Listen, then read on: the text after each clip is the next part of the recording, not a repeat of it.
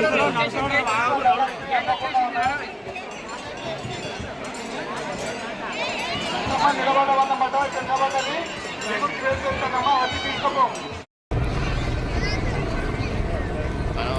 కట్టాలి, మనం కట్టరా అవుతుందండి.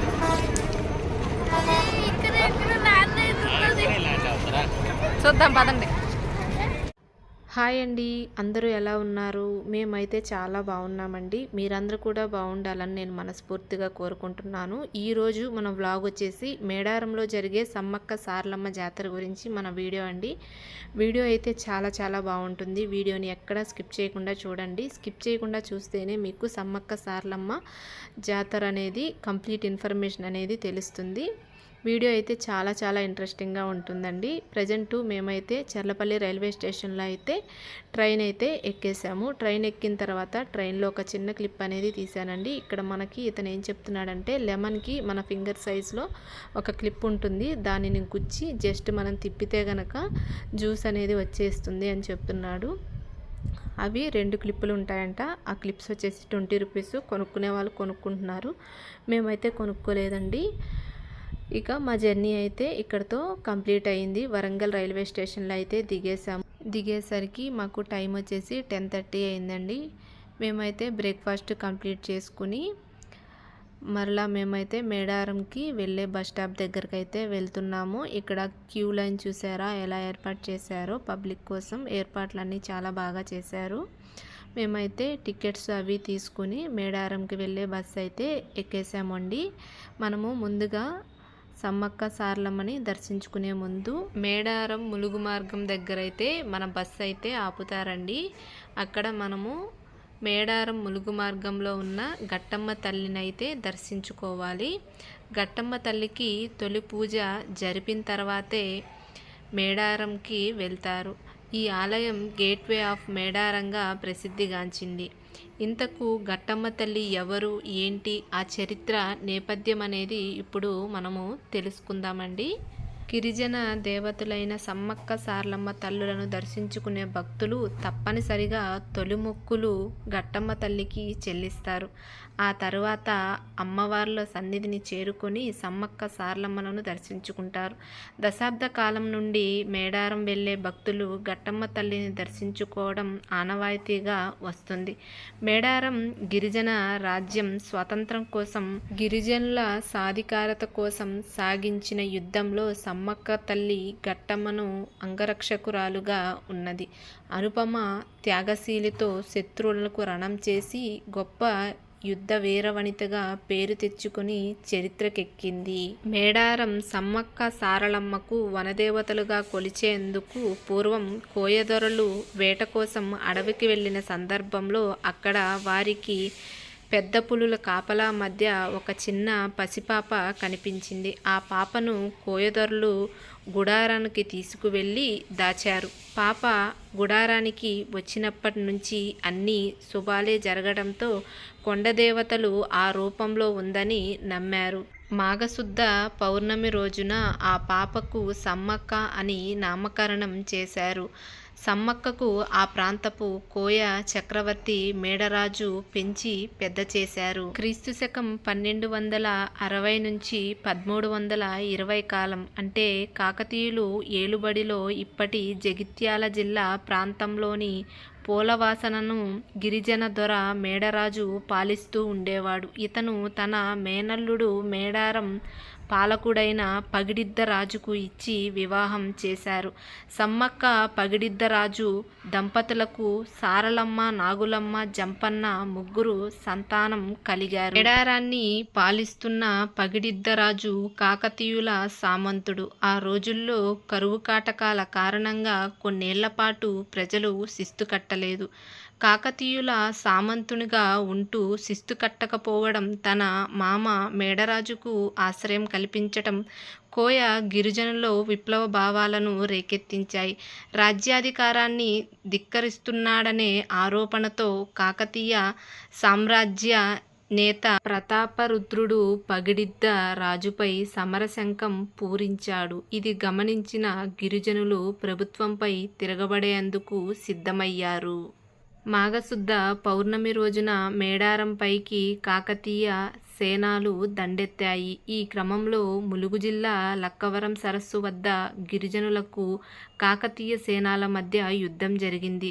ఈ క్రమంలో సాంప్రదాయ ఆయుధాలతో పగిడిద్దరాజు, సారలమ్మ, నాగులమ్మ, జంపన్న, గోవిందరాజు వీరోచితంగా పోరాటం చేశారు. కానీ కాకతీయ సేనల ధాటికి తట్టుకోలేక మేడరాజు, పగిడిద్దరాజు, సారలమ్మ, నాగులమ్మ, గోవిందరాజులు యుద్ధంలో మరణించారు. వారి మరణవార్త విన్న జంపన్న అవమానాన్ని తట్టుకోలేక అక్కడ సంపెంగవాగులో దూకి ఆత్మహత్య చేసుకున్నారు. అప్పటి నుంచి సంపెంగవాగుని జంపన్న వాగుగా పిలుస్తున్నారు. కుటుంబం మరణించిందన్న వార్త విన్న సమ్మక్క యుద్ధరంగానికి వచ్చి కాకతీయ సైనికులపై విరుచుకుపడింది. వీరోచితంగా పోరాటం సాగిస్తుంది. ఆమె వీరత్వం చూసి ప్రతాపరుద్రుడు ఆశ్చర్యపోయాడు. కానీ ఓ కాకతీయ సైనికుడు దొంగచాటుగా సమ్మక్కను బల్లెంతో వెన్నుపోటు పొడుస్తాడు. ఆ గాయంతోనే మేడారం గ్రామానికి ఈశాన్యంలో ఉన్న చిలకలగుట్టపైకి వెళ్ళి ఆమె అదృశ్యమైపోయిందని చెప్తున్నారు. ఆ తరువాత చెట్టు కింద ఓ పుట్ట దగ్గర ఓ కుంకుమ భరిణ కనిపించిందట. ఆ తరువాత తప్పు తెలుసుకున్న ప్రతాపరుద్రుడు సమ్మక్క భక్తుడుగా మారిపోయాడు. కొంతకాలానికి ప్రతాపరుద్రుడు కోయరాజులు కట్టాల్సిన కప్పాన్ని రద్దు చేసి సమ్మక్క భక్తుడైన కానుకలను సమర్పించాడు. 2 ఏళ్లకొకసారి జాతర నిర్వహించాలని ఆదేశాలు జారీ చేశాడు. ఈ సమ్మక్క సారలమ్మ జాతర అలా మొదలైందనే కథ విస్తృతంగా ప్రచారంలోకి వచ్చింది. కుంకుమ భరణలనే సమ్మక్కగా భావించి అప్పటి నుంచే 2 ఏళ్లకు ఒకసారి మాఘశుద్ధ పౌర్ణమి రోజున సమ్మక్క సారలమ్మ జాతరను భక్తి శుద్ధులతో జరుపుకునే సాంప్రదాయం ఏర్పడింది. సమ్మక్క సారలమ్మ జాతర అనేది ములుగు జిల్లా తాడ్వాయి మండలానికి చెందిన మేడారం జాతర. తెలంగాణ కుంభమేళగా ఆసియాలో అతిపెద్ద గిరిజన జాతరగా పేరు పొందింది. ఇది ప్రపంచంలోనే అతిపెద్ద గిరిజన పండుగ. ఈ జాతర తెలంగాణ రాష్ట్ర పండుగగా గుర్తింపు పొందింది. భారతదేశంలో కుంభమేళ తర్వాత అత్యధికంగా హాజరయ్యే పండుగ ఇదే. వివిధ రాష్ట్రాల నుంచి లక్షల కోట్ల మందికి పైగా హాజరవుతారని అంచనా. ములుగు జిల్లా కేంద్రం నుండి 44 కిలోమీటర్ల దూరంలో తాడ్వాయి మండలంలో ఉన్న మారుమూల అటవీ ప్రాంతమైన మేడారంలో దట్టమైన అడవుల కొండల కోనల మధ్య ఈ చారిత్రాత్మకమైన జాతర జరుగుతుంది. సమస్త గిరిజనుల సామర్థ్య దేవతలు కష్టాలు కడతేర్చి కలియుగ దైవాలుగా, ఆపదలో ఉన్నవారిని ఆపద్బాంధవులుగా, కేవలం తెలంగాణలోనే అఖిల భారతదేశంలోనే వనదేవతలుగా పూజలందుకుంటున్నారని సమ్మక్క సారక్క దేశంలోనే అతిపెద్ద గిరిజన జాతరగా ఘనతకెక్కింది. మేడారం జాతర గిరిజన సాంప్రదాయ రీతిలో జరుగుతుంది. మన రాష్ట్రము నుండే కాకుండా పొరుగు రాష్ట్రాలైన ఆంధ్రప్రదేశ్, మహారాష్ట్ర, మధ్యప్రదేశ్, ఒడిశా, ఛత్తీస్గఢ్ రాష్ట్రాల నుండి కూడా లక్షలాది మంది భక్తులు తరలివస్తారు, మొక్కులు చెల్లించుకుంటారు. ఈ జాతరను తెలంగాణ ప్రభుత్వం 2014 రాష్ట్ర పండుగగా గుర్తించింది. ఉమ్మడి ఆంధ్రప్రదేశ్లో 1996లో రాష్ట్ర పండుగగా అప్పటి ప్రభుత్వం గుర్తించింది. ఇంతటితో సమ్మక్క సారలమ్మ జాతర అయితే కంప్లీట్గా నాకు సాధ్యమైనంత వరకు చూపించాను అని నేను అనుకుంటున్నాను. ఈ వీడియో మీకు ఎలా అనిపించిందో కూడా నాకు కమెంట్ సెక్షన్లో కమెంట్ చేయండి. ఆ తల్లి దయ వల్ల ఎలాంటి ప్రమాదాలు లేకుండా క్షేమంగా మేము తల్లిని దర్శించుకుని తిరిగి ఇంటికి చేరుకుంటున్నాము. ఈ వ్లాగ్లో సాధ్యమైనంత వరకు నేను సమ్మక్క సారలమ్మ గురించి మీకు వివరించాను అనుకుంటున్నాను. మాకు మా పిల్లలకి సమ్మక్క సారలమ్మ జాతర ఫస్ట్ టైం చూసిన మనసుకి ఎంతో సంతోషాన్ని కలిగించింది. మాతో పాటు మీకు కూడా ఎంతో కొంత సంతోషాన్ని కలిగించింది అనుకుంటున్నాను. అలాగే ఈ జాతర గురించి కొద్దో గొప్ప అర్థమయ్యింది అని కూడా నేను ఆశిస్తున్నాను. ఈ వీడియో మీకు ఎలా అనిపించిందో నాకు కమెంట్స్ రూపంలో కమెంట్ చేయండి.